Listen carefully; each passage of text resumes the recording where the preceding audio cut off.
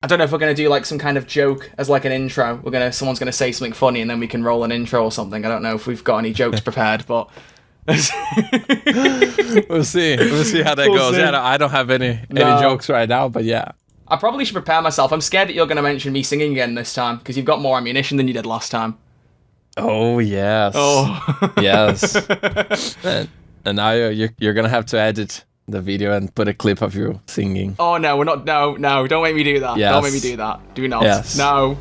I will. It's a request. Oh, no.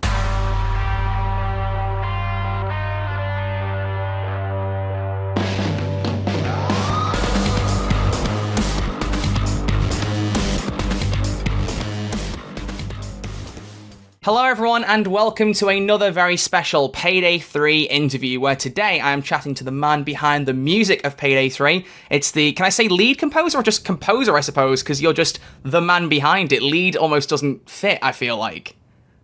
Yeah, I think it can be just composer. Just composer, yeah, because you do it all. You're the one-man band. It's Gustavo Coutinho, who I can say also is no stranger to the channel. You've been here once before, but thank you very much for coming back. I really appreciate it. Yeah, no, it's a big pleasure to be back. It's been a while. It's been a while. It's nice. Yeah, that's 3 years. Yeah. I can't believe it's been quite that long, honestly. And how much has changed and how much you've done in the last 3 years in particular. It's been quite cool to see that trajectory.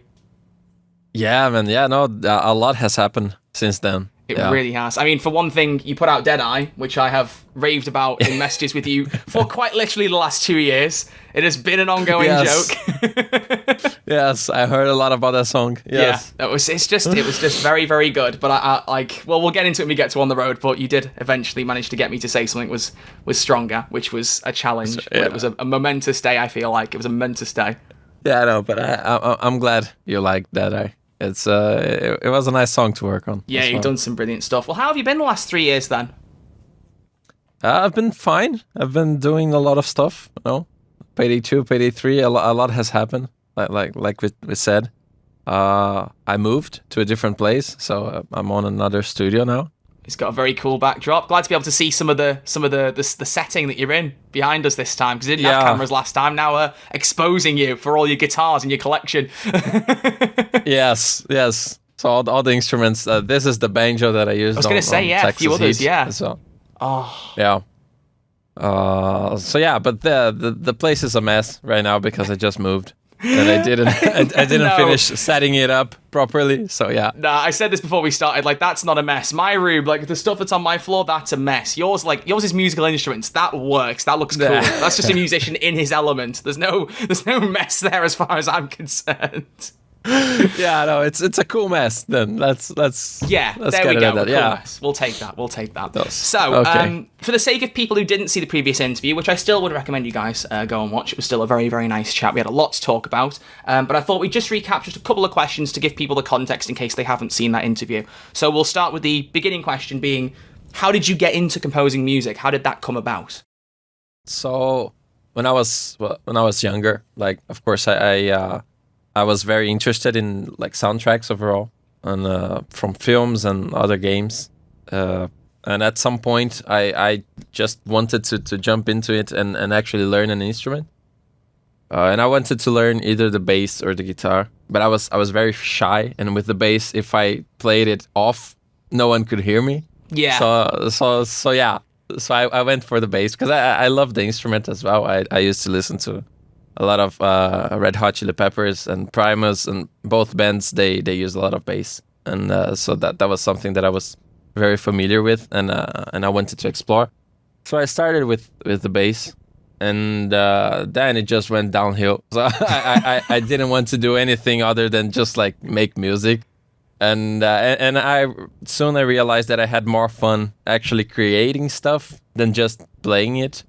So I don't consider myself like an instrumentalist or anything like that. Like, I'm not extremely good at any of the instruments that I use. I just like to use them to make some new stuff, and that's really my passion, creating new music. So that's the gist of it. That's basically what happened. I don't think it's downhill though. I wouldn't say downhill. I mean, come on. Some of the stuff you've made, I think it's definitely uphill, or at least gradual uphill. We got to give yourself a bit of credit, you know. Yeah. I mean, my parents were a bit preoccupied when I was a teen. Like.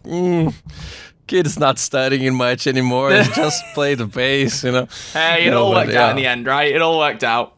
It worked out. Just send them the sound file for On the Road and go. This is where we ended up, and they'll go, oh, perfect. It was all worth it. It was all worth it. No, but I'm not complaining. It's just like they always gave me like a lot of support on that end as well. So yeah, definitely not complaining. Well, going from that then. So we talked a bit about this because I wasn't sure how the trajectory worked between Overkill's The Walking Dead and Payday 2, because for those of you who don't know, Gustavo also did all the music for Overkill's The Walking Dead as well. But as you said to me last time, that was actually how you came on with Starbreeze. So can you just talk me through how you connected with them and how it went from Walking Dead to Payday? Yeah. So they were looking for a composer for Walking Dead, and I applied. It wasn't like any... There is no like big story behind it. I just applied, and they liked my stuff, and we connected. We started talking about it. That was the end of 2017, and then on 2018 we started working on Walking Dead. After a few meetings and like aligning stuff, I started working on Overkill's The Walking Dead. And they went from there. At some point, they were going to release Breaking Feds for Payday 2. And Daniel, the audio director from Starbreeze, he came to me and said, we need some music for Payday 2. Do you want to have a go at it? And I was like, yes, of course I want to, yes. I had played Payday 2 before, and it would have been cool to work on it. So I gave it a shot. And things just grew from there. I worked on a couple of other heists then, and of course on the revival era as well, and it went from there. It brings me so much joy hearing other people call it the revival era. Like I don't want to be that guy. I feel like I coined that term, and it's so cool hearing other people say it because it sums it up. It sums it up. But yeah, it must have been funny because you did just a couple of heists towards the end and probably thought, okay, I did the last few tracks for Payday 2, that was cool. Then all of a sudden, you're back doing all these extra ones from Border Crossing onwards. It must have been quite cool to come back and carry on with that, right? Yeah, no, I was not expecting that because like it was, Payday 2 was supposed to end at that point.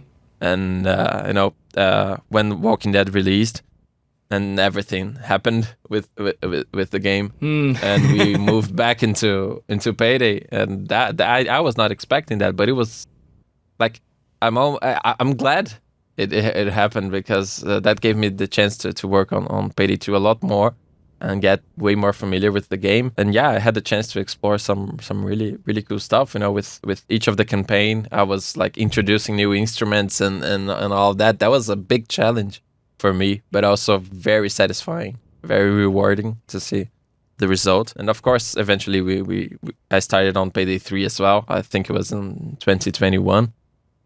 At the beginning of the year. It's been crazy. Yeah, it's been quite the progression. Well, talking more about the revival era of Payday 2, do you feel like, because you obviously said you'd only done a few tracks when you came on to do like Breaking Feds, etc. Do you feel like you began to kind of like settle more into the role over the course of the revival era? Like, how did you feel as you started making more of these tracks? You kind of bed in more with it, or do you feel like you kind of hit the ground running?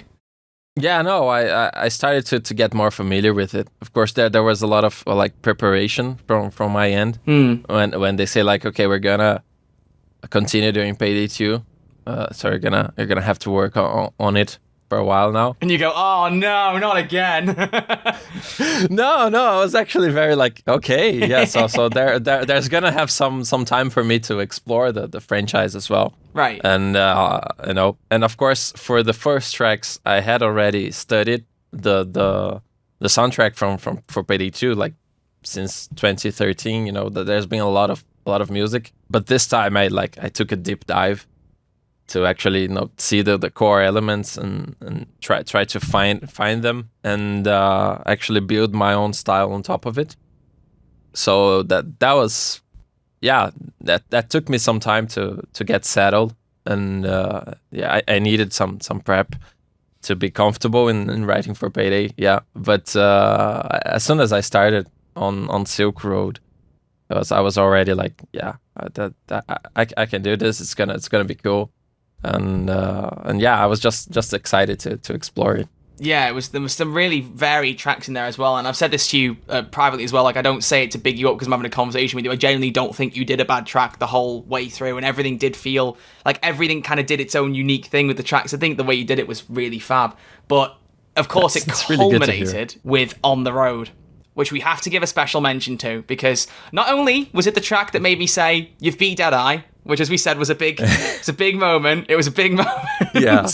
But also just genuinely one of the best songs the game has ever had. And I know I'm not the only person who said that. The amount of love and the responses that song got were phenomenal, and hopefully were amazing for you. But I want to know, how did that come about? How did you end up getting a song with an orchestra, with lyrics? What was the process behind that?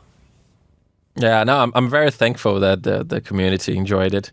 Yeah, as that was, I think, the most challenging track from the whole game, probably from my career, honestly. that was a very challenging one. But you know, at some point, I had a meeting with Almir and Daniel, and I think someone else was there as well. They wanted to do something special for the ending, of course, and the final heist, and that's how it started. And they were like, okay, we can do something here. We're gonna leave it open to you to work it out. So then I started thinking about it, and I thought about the whole Texas Heat campaign, and I really came to this idea of doing something like spaghetti western. Yeah. And you know, like the Ennio Morricone style and things like that. And I brought it back to the guys to see if we could actually record an orchestra,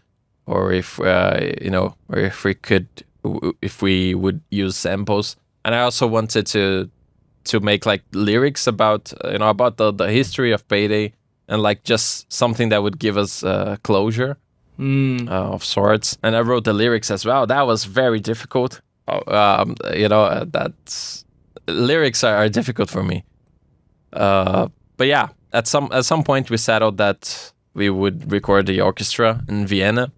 And that's actually, we didn't know it was going to be in Vienna. Then we brought Evan into the team, who is the orchestrator that helped me with that. And he said like, okay, we have this and this and this orchestra, and we can get in touch with them and see what's going to fit our needs best. And then we settled in Vienna. And at the same point, I was like trying to connect with Emily, because I was a huge I am a huge fan of her work with her band Far From Alaska, and I thought it would be really cool if she was the one singing the lyrics, because I obviously cannot sing them. but I kind of started writing the melody with her voice in mind, and so when I was able to connect with her and talk about it, and she said yes, like I was thrilled. It was awesome to see that happening. And yeah, bit by bit, it started to get there. And we recorded the orchestra, we recorded Emily, and then I had the trouble of mixing it all, which was very difficult as well. So each of the steps was a big challenge to me. So yeah, I'm really glad that in the end it came out the way it did, and I think that the players enjoyed it. Community they liked it. Definitely did. Yeah. No, I remember. I think I managed to get to listen to it like just a little bit before it came out, because it was trying to get hold of like the sound file. I think someone got it, passed it on to me like a couple of days earlier amongst the people who played the Heist early access, and I remember listening to it. I think it was like 2 a.m, and I was like, like, everyone's going mad over this track. What's going on? I thought I better give this a listen. Like, I was like, because I was waiting. I was gonna wait till I played the Heist. I thought I don't need to hear it. And then people kept going, listen to this. I went, all right. I played it, and I'm not joking. I literally had tears in my eyes. I was like, what is this? This is so good. What happened? Like, it felt almost like out of nowhere. I genuinely just didn't expect a Gustavo song with lyrics. I think I almost kind of in my head hadn't imagined that as a possibility. And yet it was so good. And you're saying you're not really a lyricist. Well, I maybe, hey, I'm not one to decide what you should do, but maybe consider doing a couple more, because you aced that. I think the lyrics were brilliant. They really were.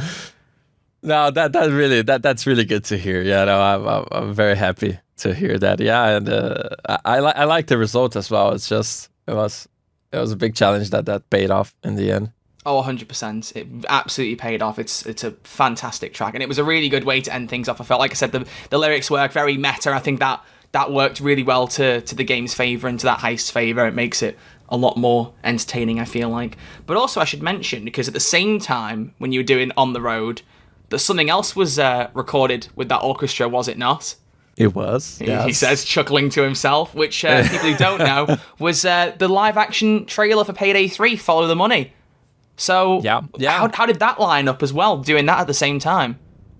Yeah, no, but I did not do that. You didn't do it? Oh, you didn't do that at all? No. That's from another composer who worked with the director of the actual video, the trailer. So I was just like overseeing that, but I didn't write that one. Oh, I just assumed everything that was Payday related was just you now, because I'm assuming why would you, if it ain't broke, don't fix. What was it like, well, from your perspective, what was it like watching that happening then? Like, was it relaxing to kick your feet up and go, I'm not responsible for this for a change? Or like, what was it like? A little bit, yes.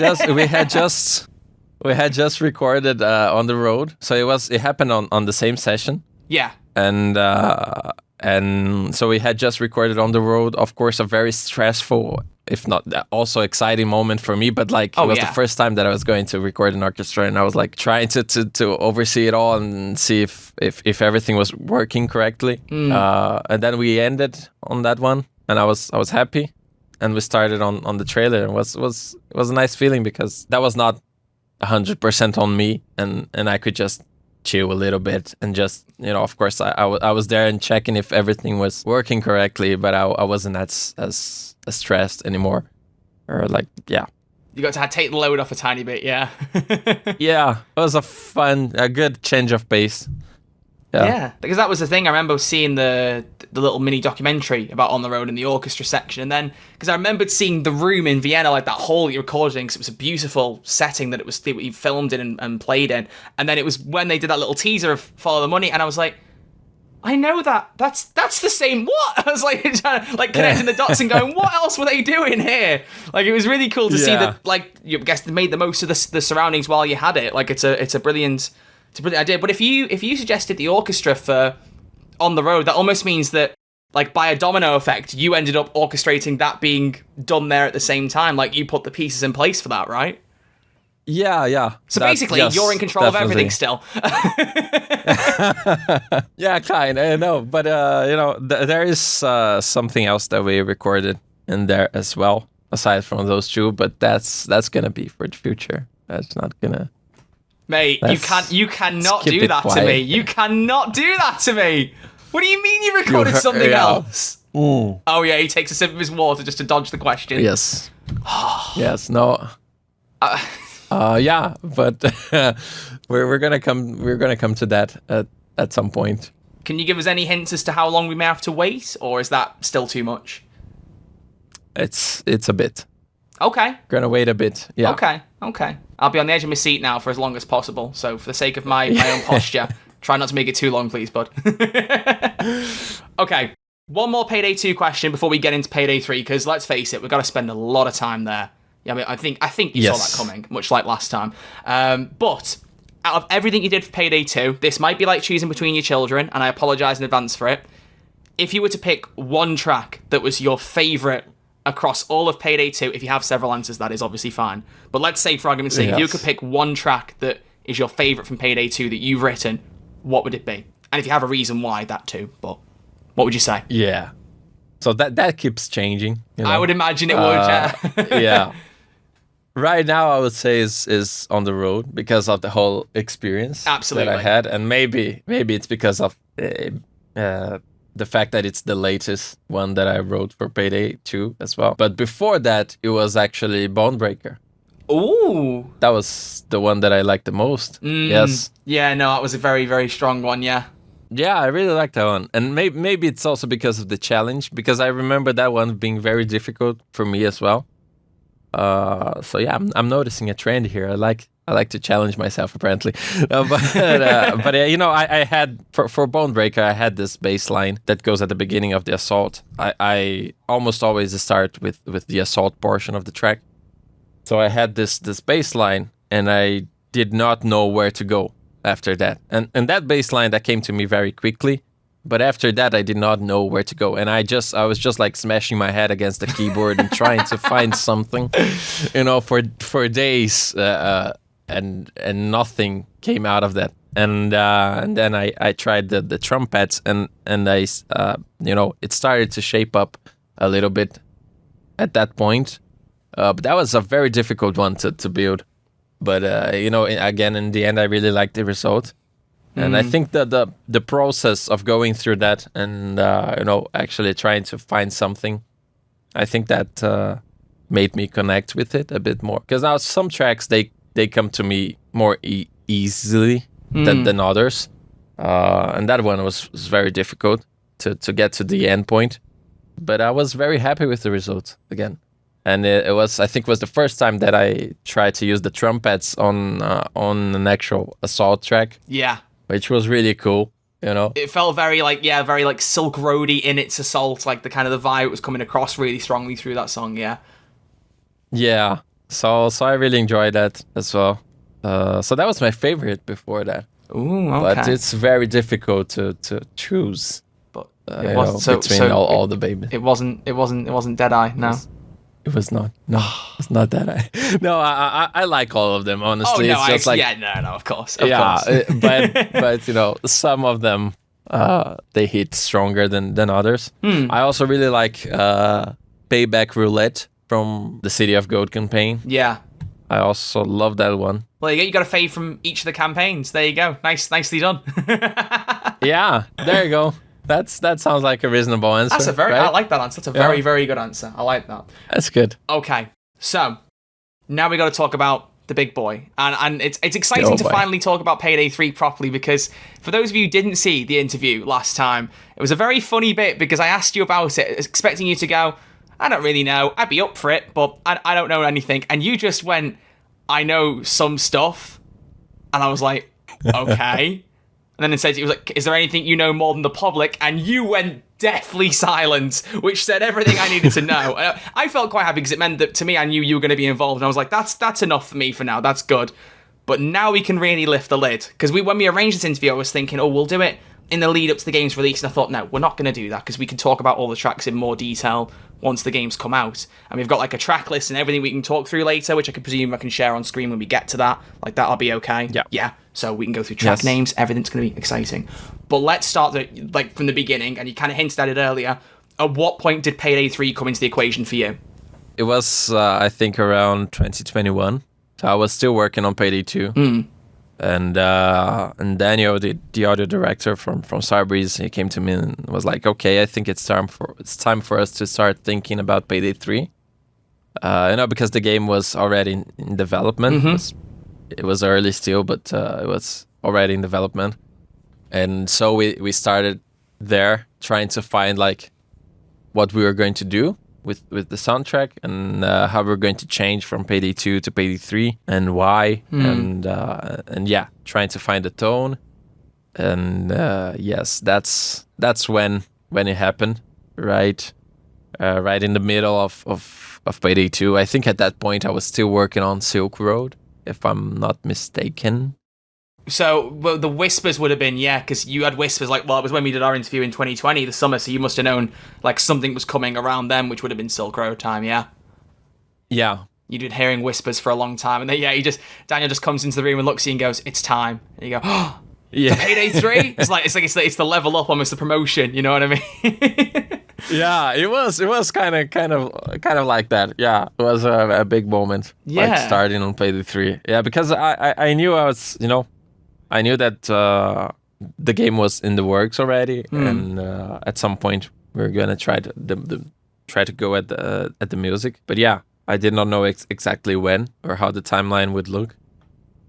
But yeah, it was a big moment. Yeah, I can imagine. And you spoke a bit about the tone, and this is something that I really want to explore, because even just from when I got to preview the game in June, like a lot with those of us who got to play, we were talking a bit about the music seems like almost like a bit more akin to Payday the Heist rather than Payday 2. Like the vibe definitely changed. So can you talk me through like the vision for the music in Payday 3, how it differs to Payday 2 maybe, what inspiration you took, and how you found that tone that you speak about? Yeah. So in Payday 2, like it's it's been around for 10 years, right? Yeah. So it's been a long run, and of course the music expanded with that. So we had anything from opera to jazz bands to spaghetti western at the end. So it was very broad at the end there. So anything would was fine for Payday 2, and we wanted to like try to find a core and reorganize it.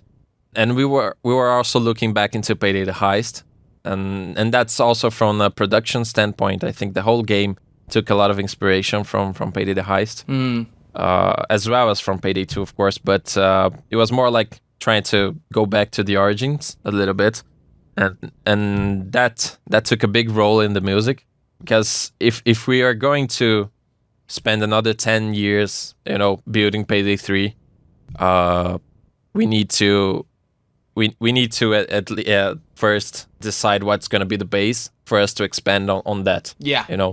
So we went a little bit back into Payday the Heist as well. I studied that score a lot, trying to find some elements to bring together to Payday 3 too. Daniel and I, we have a joke that the Payday 3 soundtrack is going to be 50% Payday the Heist, 30% Payday 2, and 20% me. Yeah, I was going to bring that up because I heard that in the dev diary and I was like, that's a brilliant summation of it. And I'm glad that 20% gets to be you. You get to put your own flair in. Like they've kind of, I suppose, got, not to say it in the bad way, but like they've got more confidence in you now, and they know that they can just let you do your thing and you will deliver, right? Yeah. I like to no think pressure, so, obviously, yes. but yeah, no, but yeah, that was that was the foundation of it. Like trying to draw a lot of inspiration from Payday the Heist, so we can have something solid now that we can expand in the future as well, and start to go crazy again. And with however we need to be. Yeah, it's exciting. And even just in the layout of the tracks, right? Because I mean, as you've said now in that dev diary, stealth tracks, they have 5 phases to the music, which, like, I mean, from even just from a game development standpoint, how they structure all that and how it blends together and everything is so good. But I noticed that, like the way, especially No Rest for the Wicked, how many times I played that in the beta, was really noticing that kind of evolution, especially getting into the vault. You kind of hear it kind of turn up a notch. You're like, oh, there's like different tones here. Because Payday 2 is very much just, here's stealth, oh no, you've messed up, here's anticipation, here's assault, bit of control in between. Like, there were very kind of definitive chunks. They still blended well, but they were very definitive. So, like, what was it like now being like, okay, was it your idea or was it theirs to go, stealth, we want it to be, to have many more phases? Like, how did that bit come about? Yeah, I think like, in Payday 3, we all wanted to explore stealth a little bit more, right? Yes, because absolutely. I think it's one of the shortcomings from Payday 2. I think it's like in Payday 2, I think the assault is very strong. So I didn't touch that loop because I think it works. So I kept the assault anticipation control loop going because I think that just works really well. Yeah. For loud, but on stealth, we all wanted to expand it a little bit. So we thought that 5 intensities were going to be okay. We tried a little bit with 3, with 4, and then 5, and we came around with 5. 5 worked fine, and we had enough room to expand the music and give that sense of progression to the player without any of the portions having to loop for too long and getting tiring. Because on Payday 2, if you want to stealth a heist that is not stealth only, you just listen to the same 2 minutes or whatever forever. Yeah. And that's something that I did not want. I wanted to grow with the player, and of course as the player progresses in the heist, the music gets more confident as well, and you should be getting more confident as well because you're doing good, and that's something that I really wanted, and we started to explore that. And and then in the end we came up with the 5 intensities, and I think that works well. But it was a big decision because that means that from now on, every track needs to have all those 5 stealth intensities. So that's something that we always have to take into consideration from now on when working on new tracks, and that takes time. That it's in the end, I think all the stealth intensities, they sum up around 10 minutes or 15 or something. So that's a lot of music to make. And but I really wanted to push for it because I think it makes a difference if you're going on stealth. Yeah, it really does. Stealth, as you said, stealth is something it's the biggest improvement for Payday from Payday 2 to 3. It's like you can see the most attention to detail's been put in. So hearing it reflect through the music as well, I think is really, really good. I think it's really, really well organised. And yeah, like I said, you notice it, you feel that build up as you're getting further along, and it kind of almost builds your own anticipation of like getting to the end of it. But I can imagine that does create you a challenge now for the future of like, oh, I've done this now, I've got to keep doing it. Oh no. Yeah, it's always a compromise. Like, yeah. Now we have to do it, you know. I think you'll manage it. I think you will. You will. It's going to be fine. Okay, so at this point, I think in the interview, I'll put up the track list for Payday 3 on the screen. Reason being, I've got a specific question to ask you, but I thought we'll just go through the tracks together because we discussed it a little bit before. So you can see on the screen now there is a list of 15 tracks, some of which are labelled for their respective heists. So for those of you who are the soundtrack aficionados uploading them and trying to give them the heist names and everything, now you know the proper ones. So we've got things like Incognito for the stealth tutorial, Ruby Ruse for jewelry store, and all sorts. There are a few tracks that aren't labelled though, so I thought it might just be handy for everyone to just run through those very quickly. Can you talk us through which tracks are which? Yeah, okay, so it starts with Da Capo, which is the menu track. And then No Rest for the Wicked is No Rest for the Wicked. Yes. Crypto Shot is for the nightclub. Contra is Road Rage. Masterful Deceit is for Art Gallery. Incognito is Stealth Tutorial. Ruby Ruse is for the jewelry store. Heatwave is for Golden Shark. Ice Punch is for 99 boxes. Sky High Score is for Penthouse. Then you have the Drill and Loadout, which are 2 tracks that are not included right now in the game, but they were supposed to be for pre-planning and loadout. Okay. And we have Once a Heister, which is for the loud tutorial. Red-Handed is the music for when you fail the heist. And Moolah is for when you actually succeed in the heist. So these are the 15 tracks. Yes, I did not include the nightclub mini I was about to song. ask. Yeah, the little like almost Easter egg kind of goofy remix of the nightclub music. Is there an actual name for that, or? No, we just call it the Cockatoo. But yeah, we don't have a real name for that yet, and it's not included, unfortunately, because I didn't know it was going to get popular. Like, I did not expect that. Oh no, you know what Payday fans are like. They'll always pick out the little goofy things and focus on them. Yeah. Well, we'll talk about there being an actual soundtrack later, but I do hope that if they release the soundtrack, we get like a little secret track, like bonus track 16, and it's just that track. Just the end. So if someone hasn't heard that by doing the objective, which I realise I should set for context, if you haven't seen, in the Rock the Cradle nightclub heist, if you do the objectives in stealth, there's a couple of ways you can get into the VIP area, and one way is to change the soundtrack that's playing, so you would have to mask up, go to the very top, adjust the speakers, and get control of the DJ booth, and if you do, the music changes into the Cockatoo. But yeah, so that's in there as well, and that... it was such a goofy thing, because I remember like someone tell me the music would change when I was streaming it. I thought, let's see what this sounds like, and then I heard it and went, oh, Gustavo, what have you done? I was like, what have you cooked here? What is this about? It was supposed to be like completely silly and ridiculous. Yeah. And like the idea was to build contrast from the track that is already playing, so that is very noticeable that you changed it, and But it's like, it has like the little bit of the kind of like the goofy intro where it's like, oh, this is a bit of a joke song. Then it actually gets its own almost like proper bass beat, and I'm like, this is much more than I expected from a nightclub. Like, it's not like in Payday 2 nightclub where it just puts on some background mall music in the nightclub. Like, this is a fully composed like proper track, and I was like, the effort that's gone into this, like, was that like a highlight for you making that one? I feel like you were probably just grinning all the way through. Yeah, it was funny. It was funny. The second part, it was actually Daniel's idea, the audio director from Starbreeze. I made the beginning and all that. I sent it to him to see what he thought, and it was like, yeah, what if we double the tempo and add a bass drum, and so I tried it out, and that's the result. It was fun. It was nice change of pace, because the briefing was get ridiculous with it. So, yeah, that's a great briefing. Fun. In fairness, that is a great briefing. Yeah, and I was at first I was looking for some like some very old songs to see if there was anything public that we could use, you know. Yeah. But yeah, at some point I just started playing with that melody. You just went, fine, I'll do it myself.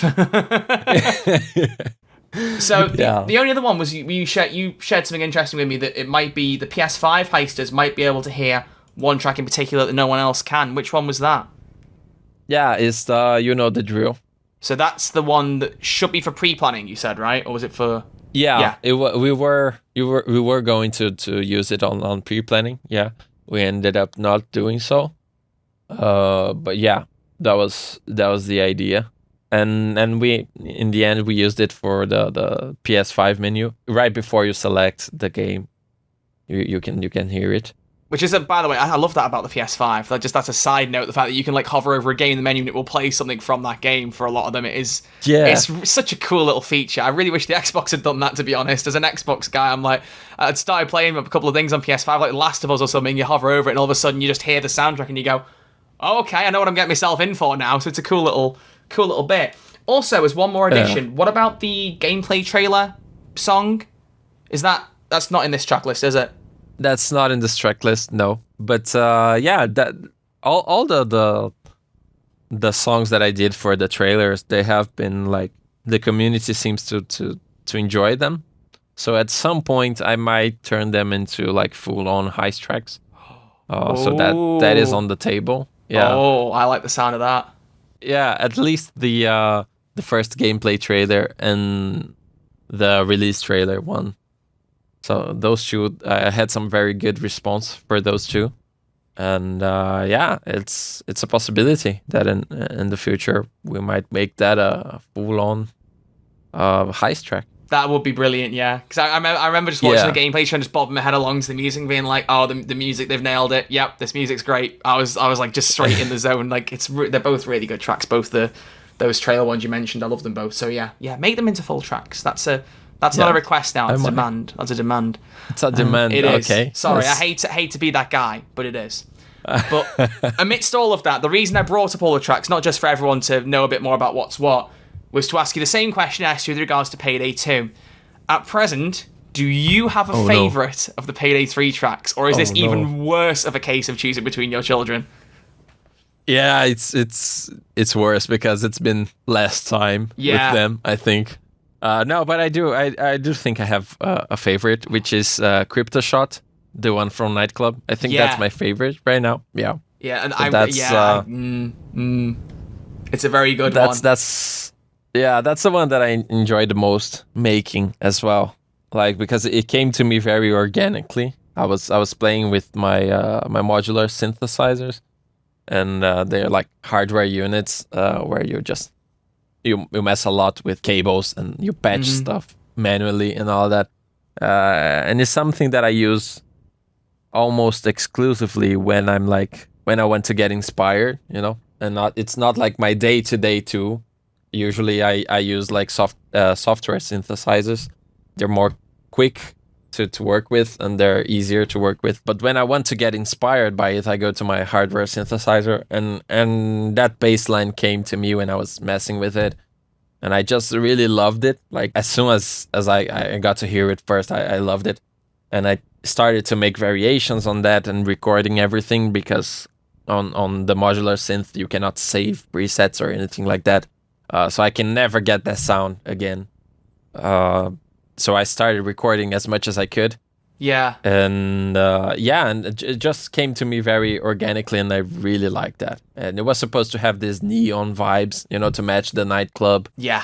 And I think it served its purpose. It's beautiful, yeah, and especially it's funny for the Nightclub in particular, because that heist, they kind of almost nudge you to be like, you should do this one in stealth because you can get the extra loot with the crypto wallet. I'm like, yeah, but I want to see what it's like, especially because they were flaunting how many civilians were in there, and I thought for the crowd control aspect it'd be really interesting. So I've done it loud a few times, and yeah, the track it grabs you. It really fits that tone. It's very, very, very strong. But speaking of, that reminds me of something else that I need to I need to ask you, because the audience asked a lot of questions. We'll be getting in there very soon. Like that, we have got about, I don't even know, 20 questions from the audience, and that was just me picking the very best. There were so many, so thank you to everyone who left questions. But one that I definitely want to ask that did pop up a few times was with regards to actually crafting the tracks for each heist. Are you still getting to play the heist before you write the track? Like, is that the same as Payday 2? How do you actually begin conceptualizing each heist track?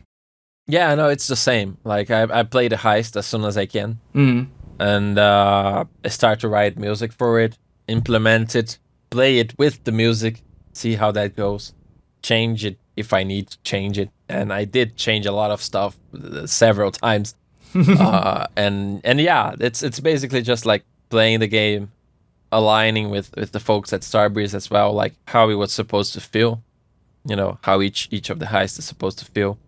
And yeah, trying to find the tempo for the track.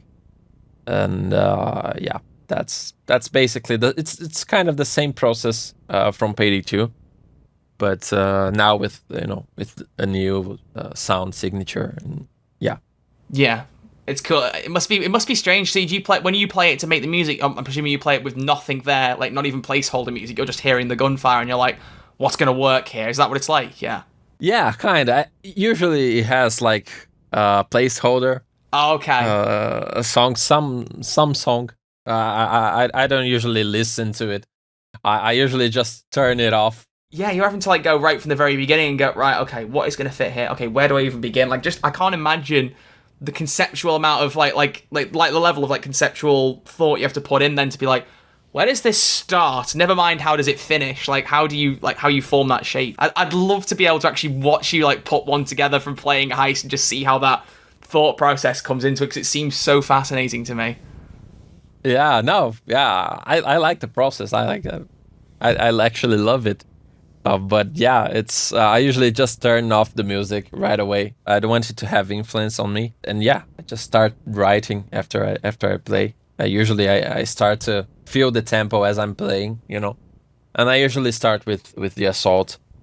So yeah, so that's usually my what's gonna dictate the tempo and all that. It's the assault portion. So yeah, that's the process basically. Sometimes I find that the sound very quickly. Sometimes it takes a while. It's a trial and error. But either way, it comes out sounding pretty good at the end, I'd say. Thank you. Yeah, I'm happy to hear that. Yes. No, it's true. That's the. I know there's been a few comments either way about some things to do with Payday 3 last week, but the one thing that I think everyone is uniting is that the music is really good and you really have aced it. So honestly, it's fantastically done. So one more question from me, and then we're going to see how many audience questions we can shoot off in the next half an hour or so. So, have you got any particular plans for not just the future of Payday 3's music, because I want to know where you're going to go with that, but also for you, because we haven't talked much about anything outside of Payday 3 today, because it's with the game launch, it's very focused on that. So basically, yeah, what are you going to be doing over the next few years, Payday 3 and otherwise? Where do you see things going? Of course, we're going to continue to support Payday 3, so that's going to be a big part of my workload.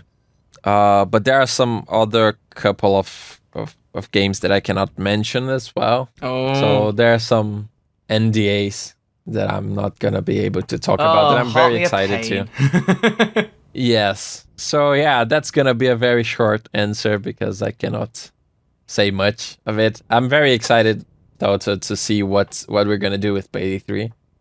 That's for sure. And where they're gonna take me, where the music is gonna go from now on, because that's gonna depend entirely on the heists themselves. And where we're going to take the story and all that. I mean, I personally, am someone who really wants to see Payday 3 go worldwide at some point, like actually start to dot over to a few different countries. I can imagine from a music standpoint, if they did that, like the opportunities that would offer for different kinds of sounds must be quite interesting in concept maybe, right? Yeah, that would be the dream, yes. There you go, Starbreeze, take note. That's kind of what happened with Payday 2 as well. With City of Gold particularly, yeah, but also, with Texas Heat with Silk Road, it's all about kind of bouncing around locations. It's a very cool thing, and like you said, and like a lot of people think, like the way the sound adjusted between those settings was really interesting, so seeing that go to different locations, I'd be really intrigued to see what you could cook up. Yeah, no, that's that would be cool. It would be, yeah, it'd be awesome. Okay, So we have got, like I said, quite a lot of questions to get through from the audience. I don't know how many we'll do. We'll go through as many as we can. Just like with the Chain Toxin and Wolf interview, folks, there are some questions that a lot of you asked, so there's some duplication here. So if I say one person's name for the question, this is just who I've picked it out from. I'm aware a lot of you asked questions. Thank you to everyone who did. If I credited everyone, this interview will be 3 hours long, but just know I'm very, very, very grateful. So we'll start with a section from Twitter, and then we'll do a section from YouTube. So, first Twitter question comes from Save State, who wants to know which Payday 3 track was the hardest to make a track for that can work in stealth and loud while fitting the heist environment. So which one was basically the hardest to build across the entire heist? The hardest, I think it was probably Heatwave from Golden Shark. Oh, okay. Yeah, and I think that's because that was the first one that I did, if I remember correctly. Okay, yeah, that was the first heist they built, wasn't it? Yeah, that was, and so that was very hard. That was very hard for me to do because we're still like trying to find the sound and nailing. And I think I had like 7 different versions of that track because I was just trying to find. You're not gonna listen to them. Oh, you knew I was gonna ask it. No, it's like you said about you singing, and I want to hear you face. singing. There are some things you just don't share me, and it breaks my heart, man. It breaks my heart. Yeah, some things are not supposed to be shared. No. Oh, come on! You've heard me singing, and I haven't heard you singing. I don't think there's been a fair trade here. I'll be honest. But you sing it well. You're a really talented singer. No, yeah, you have a beautiful voice. You do. So now we're gonna cut to a clip of Troy singing. No, we're not. No. All right, maybe a tiny bit on YouTube. I physically can't for copyright on Spotify, so do jump over to YouTube if you want. Maybe I'll put something in if I'm feeling brave. The waves are crashing down on you and me again and again. The waves are crashing down on you and me. I'll see you on the other side. Get carried away, yeah. Caught up in the way, yeah. I did not do that for encouragement or an ego boost. I now regret mentioning it very much. You are feeling brave. I can feel your bravery from here. Fear, more like fear. Oh god. Okay. Gangster Out of Prison has then asked, will we see, might not be something you officially know, but will we see an official soundtrack release for Payday 3 anytime soon? Do you have any knowledge regarding that? Yeah, we will. Yes. I cannot talk about dates yet, but that is something that is in the works and shouldn't take too long. I like the sound of that. Would that be, can I ask, is it just digital? Or is there any talk about physical? Because I know Simon Viklund mentioned a bit about putting his tracks on vinyl, and when he teased that, I thought, imagine Payday 3 stuff on vinyl. Oof. I would love to get a vinyl release or like physical, even if it's just CD. But no, this is just digital for now. Okay. Yeah. Well, if it ever does physical, I want a signed CD. I'll pay you a lot of money for that. Yes. I will sign it, yes. Brilliant. For sure. Glad to hear it.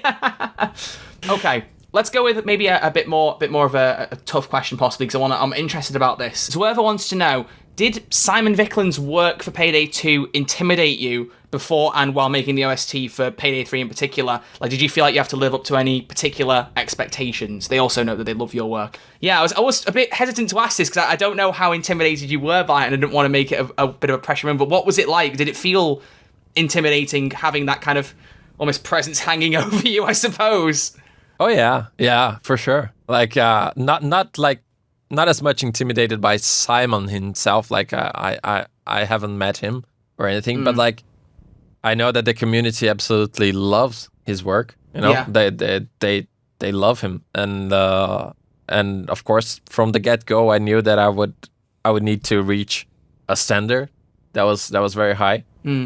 And it was, not gonna lie, it was intimidating at first. Yes, I can imagine. But that's like, again, it's a challenge that I really loved to tackle, and I think with through the years, like my confidence in writing as well, it went up.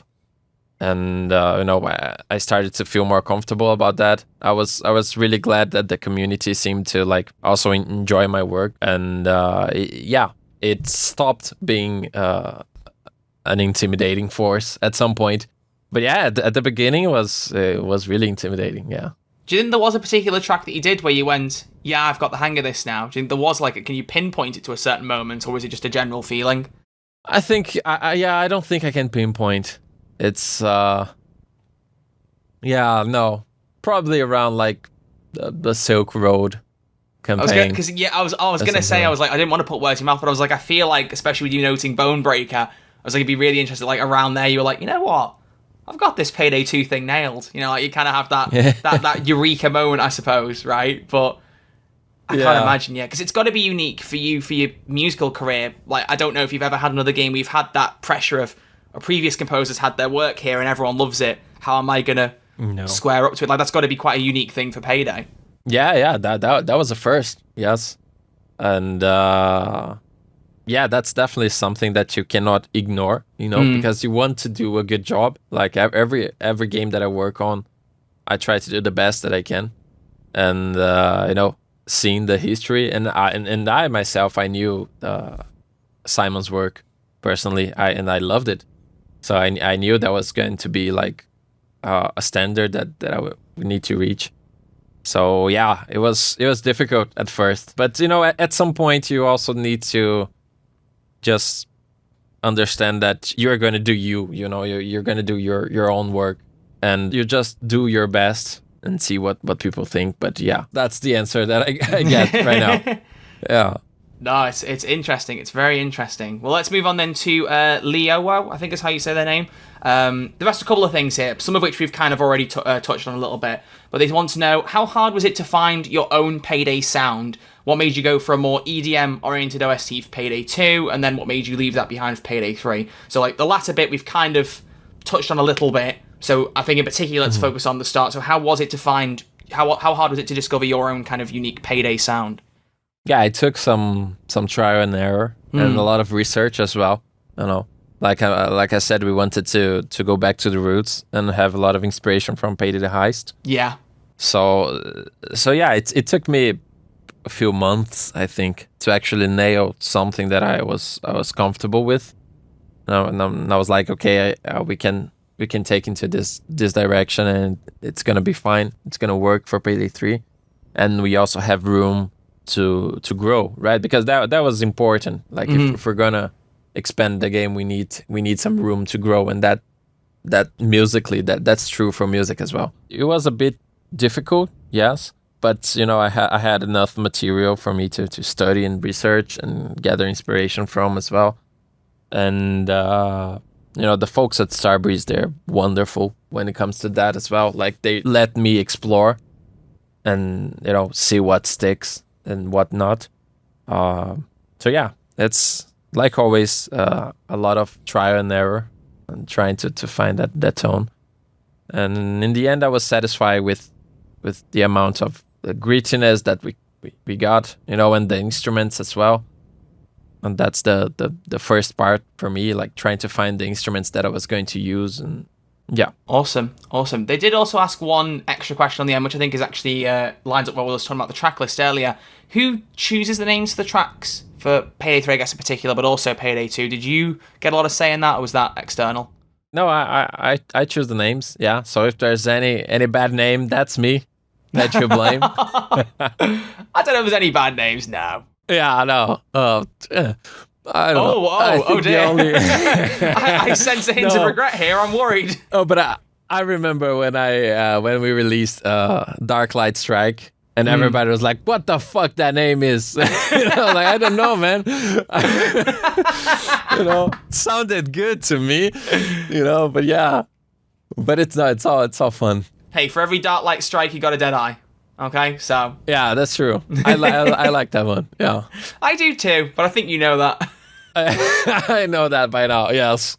The one that wasn't, I didn't choose. That one was Da Capo from Payday 3, the menu song. Okay. That was Daniel's idea, and I really liked that one because I was stuck.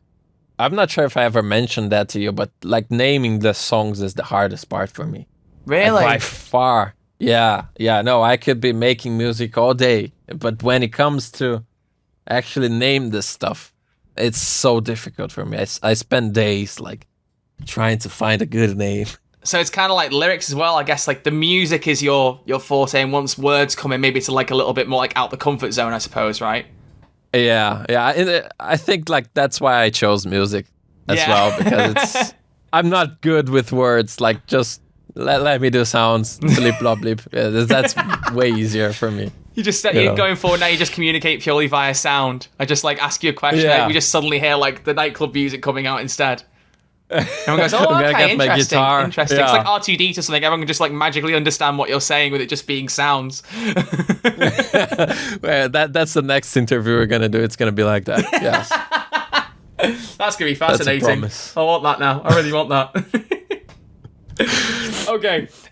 Ruby would like to know, will we get any songs being returning, maybe being remastered, add-on, remastered, remixed from Payday 2, be it your own or maybe even, without knocking my mic, anything from Simon? Like anything you think might be coming back from the previous game into Payday 3? Any plans for that? I don't know, actually. Yeah, Ooh. that could be a possibility in the future or not. I'm not teasing anything. It's just I really don't know. I don't know what the future is going to bring. I suppose it's tough in a way because the sound's very different, right? I feel like if you were going to, you probably have to like remix it a little bit to suit Payday 3 more. Oh, yeah. That's for sure. And you know, now that we have 5 stealth intensities for all the tracks, that's something that we will have to do if we bring older tracks to Payday 3. So that's also something to take into consideration. So it's not as easy as just like porting the songs and all that. We will need to create like 10 minutes of music for stealth. You'll end up being the Taylor Swift of Payday 2 music. It'll be Razormine Gustavo's version. Yeah. Oh no, I've said that. I really want that. Oh, that would be amazing. No, yeah, but I don't know if we're gonna see any returns. I cannot make any promises. Fair enough.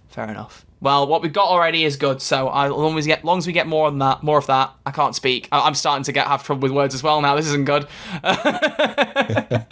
Let's just move on. Max Payne would like to know: can we expect any more vocal tracks like "On the Road" appearing in Payday 3?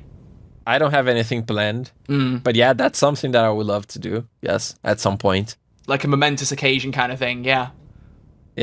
Yeah, but I don't know. It would need to be special, I think, for me to do something like that. I think it would need to be a special event or something, you know.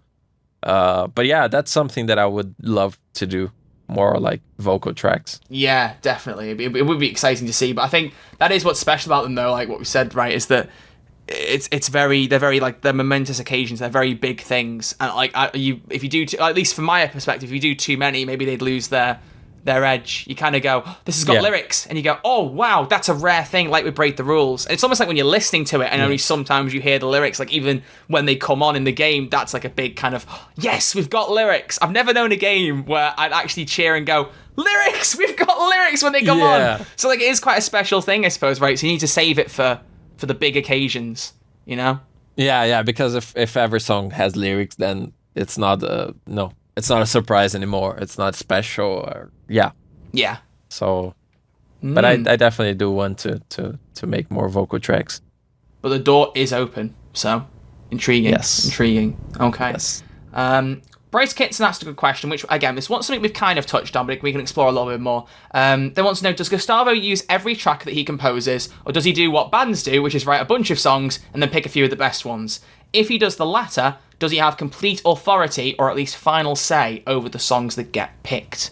I usually write a bunch of stuff until like I find the right one. Yeah. But it's not like I fully developed like 5 songs and I pick the best one. It's more like a natural process where I start to write and I write a melody, and in the next day I don't like that melody anymore, so I scrap it and build a new one. Yeah. So yeah, for Payday 3, I have like 50 tracks that I like unfinished and will never see the light of day.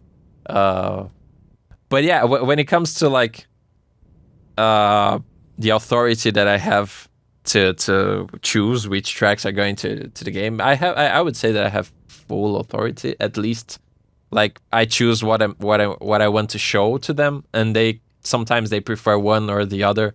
but I have the final say. I've never been into a situation where I needed to put something into the game that I didn't like or that I didn't want to be there or anything like that. That's good. Yeah. That's something that I really like about working with them. So yeah. I will say though, you had me at 50 tracks, Gustavo. You had me at 50 tracks. No. Just one day you get like a demo. We get like a demo version or something, man. Oh. Yeah, I'm gonna put all of them together, one after the other. And it's gonna be like a big a Payday 60-minute demo track. mega mix. Yeah, I like that. Yeah, I like that. All of them horrible. Yeah.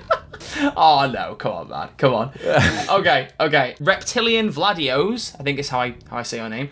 They've got a couple of questions, or 2 questions. So first one is, Payday 2 had some great collabs with different artists like Alesso or the Castlevania. Are there any dream collabs that you personally would like to have in Payday 3? Any particular people you like to work with, anything like that? I haven't really thought about it yet that much, with the release and everything going on. I didn't really think about collabs just yet because I don't know where the game is gonna go or anything like that. But I mentioned this the other day, and I've been listening to a lot of Polyphia. It's a band, an instrumental band, and I would love to work with them at some point. That would be awesome. Okay. They're big on guitars. The guitar players are just really, really good. Yeah, but other than that, I don't have any other names to drop. There's definitely something that I'd like to collab with other artists. But yeah, that's the name I'm gonna put into the word. Maybe something comes out of it. Okay, yeah, you never know. And the second question is a bit more of an unrelated gaming question. Just if you've ever played any games like Hi-Fi Rush or Metal Hellsinger, and just your thoughts on rhythm music games in general. Like, are you a big fan of those? Yeah, no, I haven't played any of those 2 yet, but I really wanted to play Hi-Fi Rush, especially because I've been hearing a lot of good stuff about it. But yeah, I really like rhythm games overall. I think that my love, like, for guitar, it started with Guitar Hero. So yeah, I played a lot of that shit when I was younger. Yeah. I played it a lot. So that, yeah, at some point that developed into like, okay, I want to play this for real now. But yeah, I really think that rhythm games, they're very good for you to develop your rhythm. So yeah.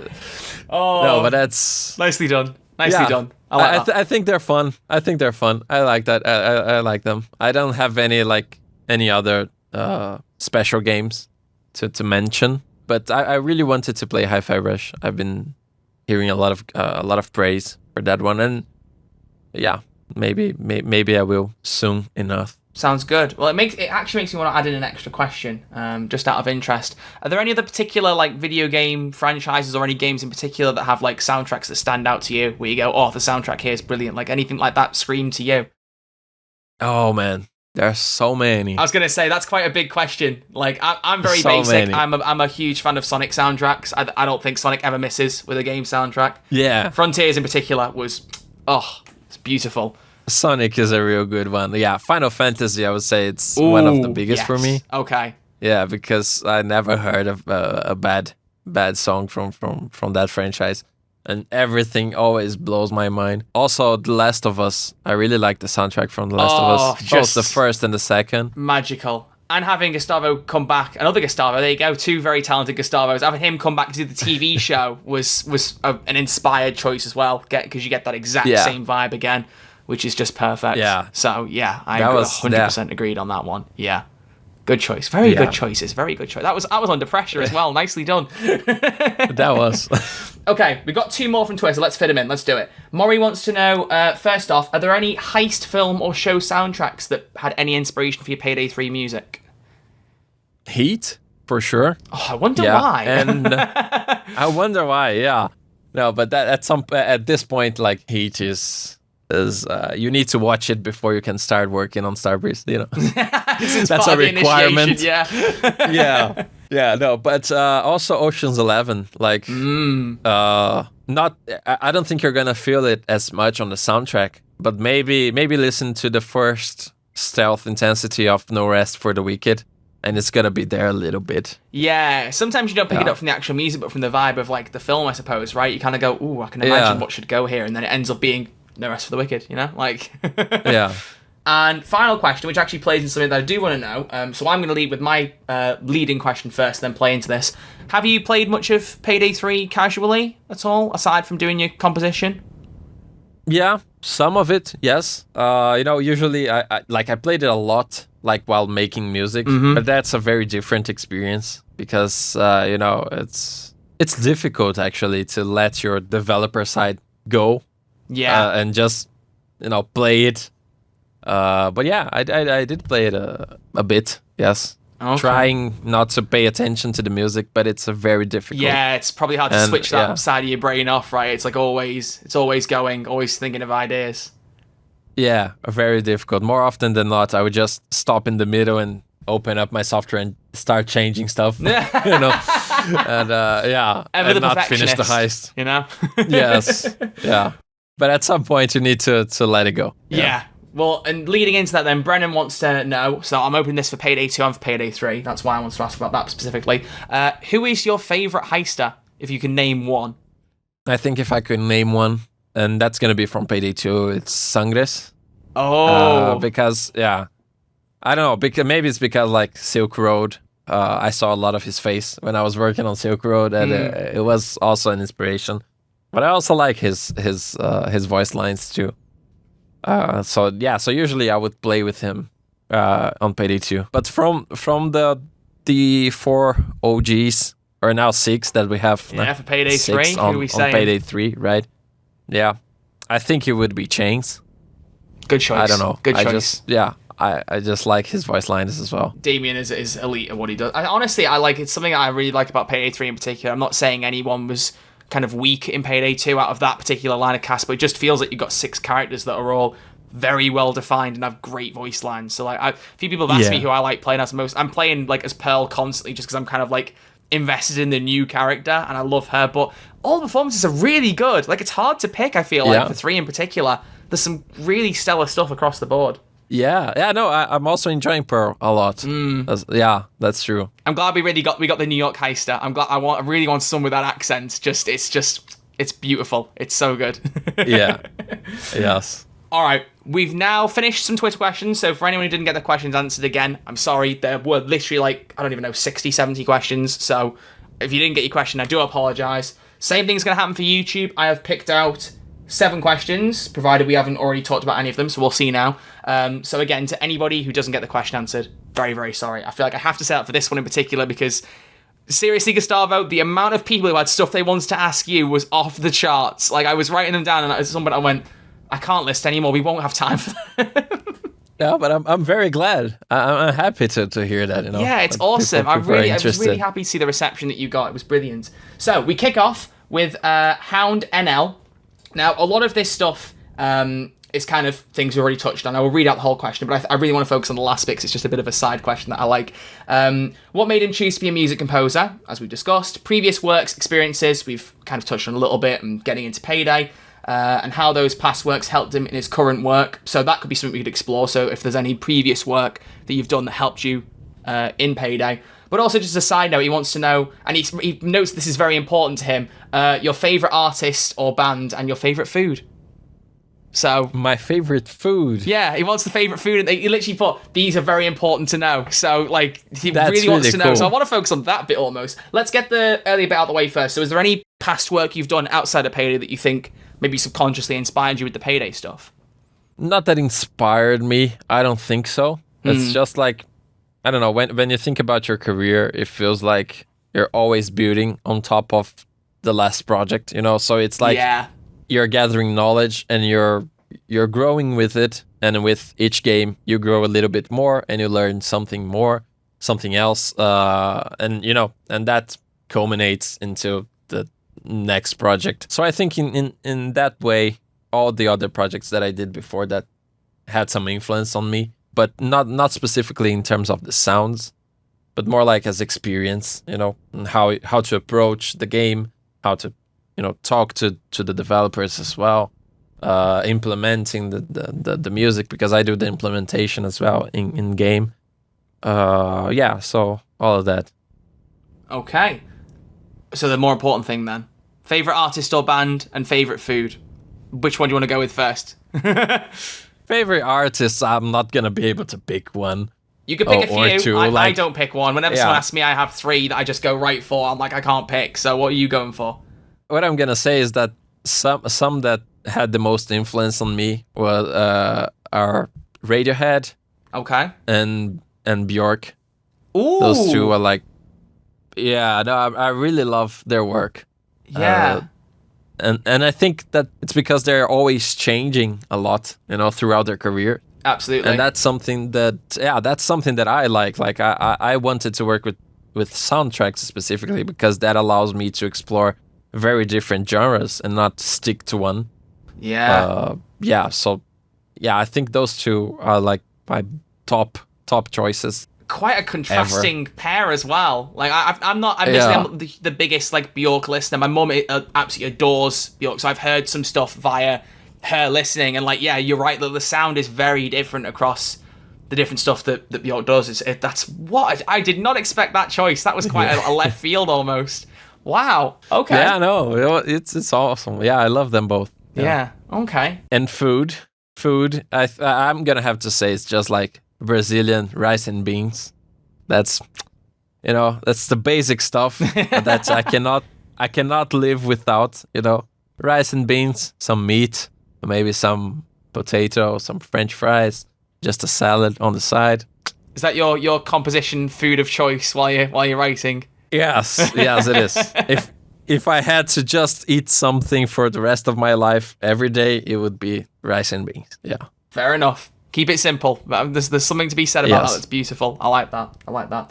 I will also just give a brief credit to Little Guy G, who you've obviously heard recently doing his voice covers of your tracks. He also wants to know your favourite artist, so I did want to mention him because, I know that his music. If you haven't seen his YouTube videos recently, recreating the entire soundtrack with just his voice, go and listen to them because they're kind of unreal how well he's done those. It's so good. Yeah, it's so good. It's mental. Yeah, they're phenomenally done. Really they really, awesome. Really are.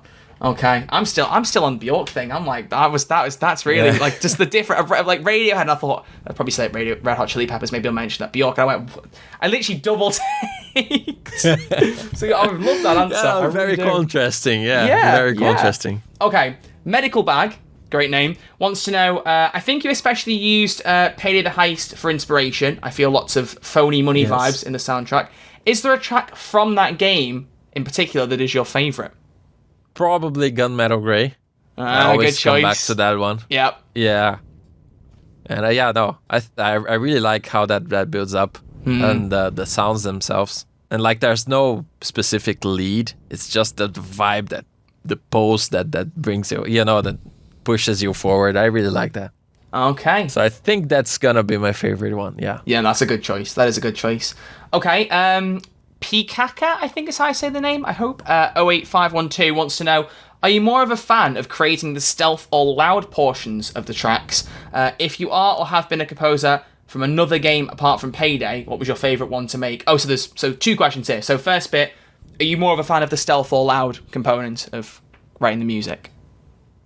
I think both have their time. It's a very good balance. Sometimes I get tired of the loud stuff and I want to do atmospheres, so I go to stealth, and then I want to headbang and I go to assault.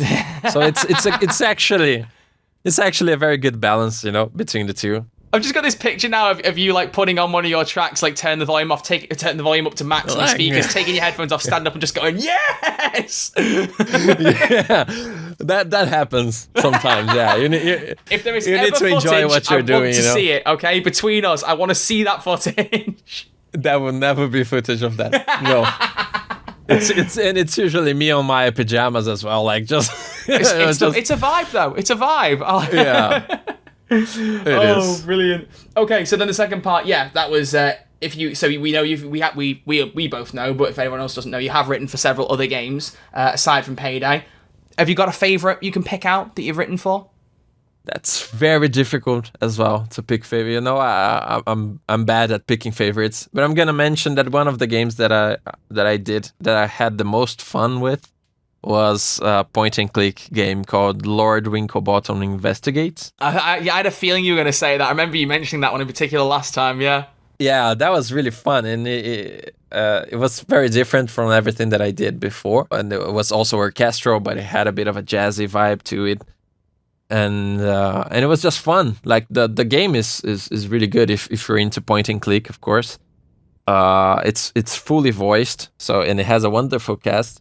And yeah, I think that one is one of my top choices. The other one is gonna be Nerve, which is almost a racing game. Not really racing, but it's arcadey. Yeah. With racing stuff mixed in. And I did that one with a friend of mine, Giovanni, who is also a composer and sound designer. And that was an awesome experience as well. And I really like that soundtrack. It's very fast paced. A lot of drum and bass on that one. I think I'm gonna mention those two for now, but I think every game that I work on has a very special place in my heart because they're all very different from each other. Yeah, and that's really what I want. Like I don't like to be doing the same thing over and over again, but for different games. You know, I want each project to have a very specific sound signature, and it also gives me the chance to work on different stuff as well. Always striving to do something different, eh? Yes. It's a good way to be. I like it. Okay, Papa Oreo wants to know, what was the hardest song that you ever recorded? So maybe like most challenging track to make. I don't know if they mean specifically for Payday. Maybe it could go beyond that, but... I'm gonna stick with my previous answer. It's On the Road. Yeah. On the Road was the most challenging one. Yes, because of everything that we already talked about. Exactly, yeah. I figured you'd say it, but it's just... Yeah. Just in case you had any second thoughts and gone, actually, Deadeye was really tough because I needed to impress. No. I think I've said it enough times now. The bit, like, I don't know, it's supposed to be comedy comes in threes, but I think I've said it like 4 times now. I think I've done it too much, so I won't. I'll try not to mention it again. Try. Oh, it's okay. It's you didn't cross the limit yet. I could still slide it in. I could still slide it in. No, but On the Road had like many different layers of challenges. Yeah. So yeah, that's gonna be the one. Understandable, but they paid off. Yeah. I think. There we go. I'm glad you agreed. It wasn't just a compliment. I wanted you to agree with it. Good. Yeah. DMace9314 wants to know, on average, because you kind of hinted at this a little bit already, how long does each track take to make? That's difficult. Yeah, that's very difficult to pinpoint because some tracks, they come to me very quickly. Yeah. And others, they take a while. But I would say it's anywhere from 3 weeks to 2 months or something like that. They take some time. And I mean, if we need it faster, I can get it faster. But it's just that I like to spend my time with the details as well. Bit of a perfectionist, yeah. Yeah, I don't know if that's good or not, but no, I relate to it. Yeah, it's difficult. And in case of Payday 3, the way that we implement it, I also need to create transitions between the tracks so that we try to, get a good flow between the different segments. So they are just short snippets. Sometimes it's 1 bar or 2 bars of music, but there are a lot of details that I like to iron out before I just say like, okay, I'm done with it. But that can vary a lot from track to track. I love how even the lower end of it was still like 3 weeks. Like there's a lot. Like you don't disturb the artist when they're working. You gotta focus. You gotta focus. Yeah, it takes some time. Yeah. Okay, 2 more. I think we got time to fit these all, and this is good. Okay, KMD wants to know, in percentages, approximately, how much of a single track would be recorded instruments, and how much would be samples, virtual instruments, that kind of thing. That also depends a lot on the track. Yeah, I'm not that's asking you the simple questions answer. here, mate. I've got to make the challenging ones, Yeah, no, but it depends, like, because all the guitars I do it by myself. All the bass guitars I do it by myself. In terms of synth, sometimes it's hardware synths, sometimes it's software synths. But also, even when it's software, I usually program it by myself. There's a lot of stuff that is actually recorded, but then there are some tracks that is everything in the box. So yeah, I don't know. Like, I think Payback Roulette is one of those. It was like 100% in the box, only samples. Aside from the fact that I actually passed the software sync through a guitar pedal and then came back into my soundboard. But yeah, it depends. But I like to use a lot of organic elements that I can record on all the tracks. It's like putting your own personal touch on it if you're playing a part and actually playing the instruments physically, right? Yeah. Yeah. Yes. It's nice. No, that's really, really nice. That's really nice. Okay, then we finish with the last question from Indonesian Wolf, and I've picked this one on purpose because I think this is might be a tough question, but I think it's a very good finisher. Oh boy. They've asked Mr. Coutinho. There's a Mister here. Like, this is a formal question. Okay. How would you describe Payday's music, like the entire franchise? So out of all of Payday's soundtrack, how would you describe it in one word? Oh boy. Yep. Only one word. This is tough, but I think whatever you say, this will be a good way to end it. So, what comes to mind? If you need some time to think, I can put like the countdown theme on or something, and put some elevator music on, get some sound effects in the background. Yeah. Now, one word is very difficult. It's very difficult, especially when it's about the whole franchise. Yeah. But I would say energetic, maybe. That's perfect. That's perfect. That's one word that I would use. Yeah. Yeah, that's a good one. That's very good. It sums it up. There's an energy even to the stealth stuff. There's very kind of get you moving music, right? It's stuff that gets you into the zone. And it's something that I know I said in my last Payday 2 video. It was like it's one of those soundtracks, you don't get it very often, but it is one of those soundtracks you could listen to separate from the game and still be like, this is great, this fits whatever you could be sat there like filling out your taxes like, yeah, Deadeye, let's go. I mentioned Deadeye again, Yeah, I did there it. You go. Woo, we can all go home now, everyone. I did it once more. You thought you were done with it, no. Oh, we're done with that's it now. We're done with the bit. That is it now. We have killed it. That bit is dead. There's no I, it's just dead. That's it now. Yeah. Oh, good ending. I like that very much. Well, a lot of questions there. I hope that everyone watching got all the answers that you need. If you didn't and you want to ask him more questions, then a good way to round this off, as always, Gustavo, where can people find you, keep in touch with you, see what you're up to? I think the place where I'm most active is on Twitter. Mm-hmm. And it's Abrasounds, my nickname there, my username. At Abrasounds. Just hit me up there. My DMs are open. Anybody can get in touch. I might take some time to answer, but I always try to reply to everyone. Feel free to ask me any questions that you might have in your mind. Well, thank you very much. I really appreciate you coming back. It's been really good to explore Payday 3 in particular and just get to have a bit of a catch-up. It's always nice getting someone to come back and chat again. At least it makes me feel good that the interview previously wasn't too bad, Yeah, no, it's a big pleasure. Big pleasure to be here and talking to you again after all these years. It makes me feel good. Yeah, it's really nice. No, I really appreciate it, mate. Thanks a lot for the invitation. Oh, it's my pleasure, honestly. And I'm sure everyone else will have really enjoyed it. So thank you very much.